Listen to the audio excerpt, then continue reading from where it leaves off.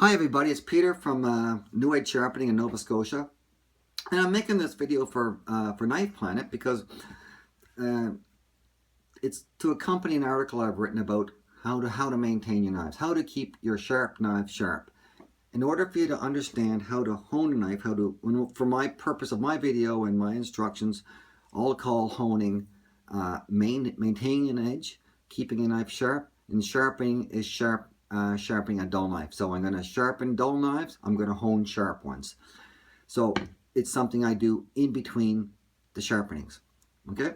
So the act of sharpening is an act that removes metal from the knife, from the edge of the knife, on the bevel and edge. The act of honing, and generally speaking, does not remove metal, it moves metal back and forth. It realigns metal and back into the center of the knife.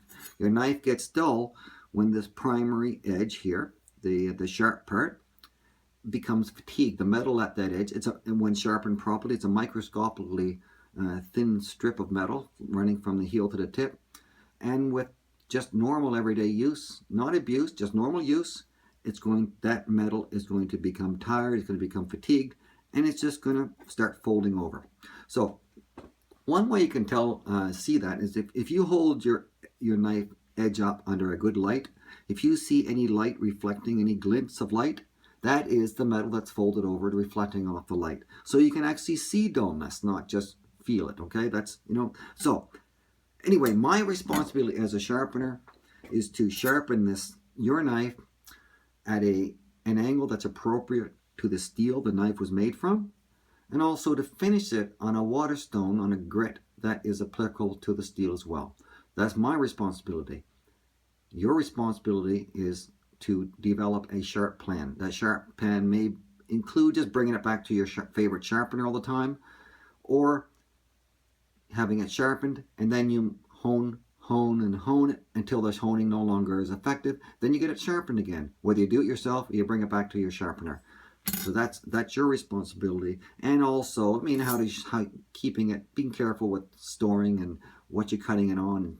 Things like never use a glass cutting board, things like that. So how do I do it? How do you hone a knife? Well, there's a few different ways. My favorite is using a waterstone, but I'll talk about that a little later. Not everybody has a waterstone, but everybody can have a hone or a steel. We know chefs and a lot of people just call it steeling.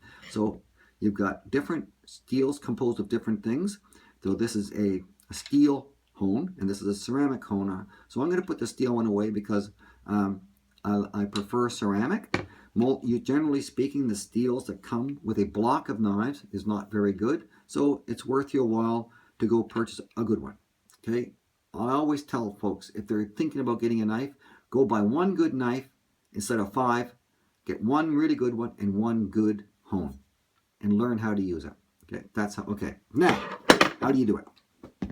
I know we see folks, chefs on TV, where they're just Gordon Ramsay style, and hey, nothing wrong with I'm not putting Gordon Ramsay down, but how they're going like this with a knife very quickly. Okay, they may have the ability to do that. I don't, and a lot of people don't. Remember that this piece of metal, this strip of metal, that the target area, so to speak, is very small. Sharpeners like me, we agonize for years over holding that edge as we sharpen, maintain that angle, and hitting this target area. Okay, moving the steel at the right spot at the right angle. Okay, I don't have the right muscle memory or skill to be able to hold this steady in one hand and do this quickly the way they do it. I've seen it done. I know that they can do it. Chefs do it every day. I can't, and many people can't either. So instead of worrying about that, try stabilizing this hone on a kitchen counter like this. Okay, it's very simple. Now I don't have to worry about this thing moving. So now I'm going to get my knife, and I know that it's just not performing the way it was. I've tested it. Okay, I've cut a tomato yesterday, and I sliced through it beautifully. I went to cut it today, and the tomato bent a little before it broke through. It just didn't. I know it's starting to get dull. So I've got a couple options. I can just keep using it dull, and it'll get duller and duller, or I can try to bring back that edge so a little bit longer before I have to get it sharpened. How do I do that? You know, another way to test is use telephone book paper or newspaper print. If it goes through that beautifully, you're good to go. You don't need to get it sharpened. If it doesn't cut it at all, this is where you start to hone, okay? Remember, honing is a temporary fix. It doesn't stay. You cannot take a dull knife out of a drawer and do this and make it sharp. Nobody can. Okay, but you can keep a sharp knife sharp longer by doing this. So, angle. Okay? For average knives, 20 degrees is a good angle. Most knives in the world are sharpened between 15 and 20 degrees. Okay? So your sharpening angle and your honing angle should be the same. So a lot of people just have average knives like this one. And then, so I'm going to sharpen this. I'm going to hone it at 20 degrees. Naturally, dream knives, your Moritakas and Takeda, they're sharpened about 11, 12 degrees. So we're up in here, this range. Okay? So what's 20 degrees look like? Well, we know it's not that. That's about 90 degrees. That's about 45, half of that. So up half of that's about 20. Now you can get a matchbook and put it there, and that's about the same angle too. It's something you're going to have to get used to. Like any other skill you want to develop, you want to get better at, you actually have to go do it and practice at it. So I start at the heel, and I'm remembering what I'm trying to do. The metal at the primary edge has folded over in places. I want to push it back into place, into the center of the knife. Okay, and that's to make it work again. But remember, folks, I'm still just moving fatigued metal back and forth. But it still works. It's better than using it dull. So how do I do it? I get my 20-degree angle. Never up here. This part of a knife should never contact the steel. I see it all the time. It's just slapping. It's just useless, and it's just scratching your knife.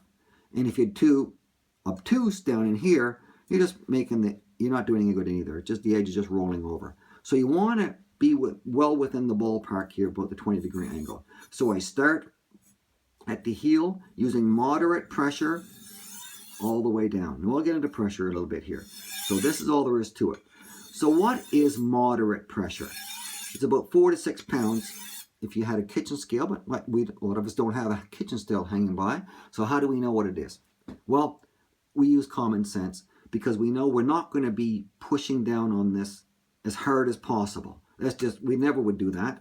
And we're not going to do it so lightly that the knife will just flip around. We want to go in between, moderate, okay? Moderate pressure from heel to tip. You don't have, you don't have to go fast. You're not on TV, nobody's watching you. Nice, focused. I'm very focused and I'm concentrating on hitting that target area, knowing that this action is moving this steel back into place. So I do 5 on either side using moderate pressure, and then when I'm done, I do about 3 per side using very light pressure. Almost just a wave of the blade. Very gentle pressure here. And that's all there is to it. Now, I'll get my test paper, or a tomato, or a pepper, and I'll see if I've made a difference. Okay? Now, okay? So this knife, you can see it's not too bad. Okay? I don't need to have this sharpened because it's going through this paper pretty well. If you do this and it doesn't work, try it again. But do not just increase pressure thinking that that's going to work. That's just going to have the opposite effect. It's going to make your knife worse, and it's going to be harder to sharpen. Just try it again using the light pressure. Then try it again. You can do this every few days, once a week. There's no predetermined time, but you use it as you need to. When the knife doesn't feel the same today as it did yesterday, then you need to have it, then you need to hone it. But you have to understand, you have to develop a mindset that tells you, okay, when the honing isn't effective, despite all my meticulous efforts, it doesn't work anymore. I got to put the hone aside and I got to bring out the sharpening, the Waterstone. Whether that's you're doing it or somebody else is doing it for you, that's the thing. Now, can you keep your knife sharp with a Waterstone? Can you just, other than sharpen, can you hone it? Yeah, sure can. You sure can. And in fact, I think it's the best way to hone a knife. But not everybody has a 2,000 grit or 5,000 grit or 4th Waterstone laying around. I do, because I'm obsessed with knife sharpening. And a lot of people do. It's the same thing. So this is sharpening. I'm sharpening. I'm trying to remove the fatigue metal from the knife. Now, so that's sharpening. This is honing. So think of this stone as a rectangular hone, okay? Think of this now as a hone. I'm just going to, with trailing strikes only, so I'm just going one way with moderate pressure, trying to push that metal back into place. And this abrasive, this water stone, will actually remove some of that fatigued metal. The fatigued metal has to go eventually. It's done its job, so why not just get rid of it? And then I just do this the same amount of time and using the same pressure as if I was using one of these. So, but not everybody has one of these, and not everybody has a skill or desire to learn to use them. But anybody can use one of these, and chefs especially in busy, hectic kitchens. I have a full appreciation for what they go through. It's just easier for them to take it out and do it. So, again,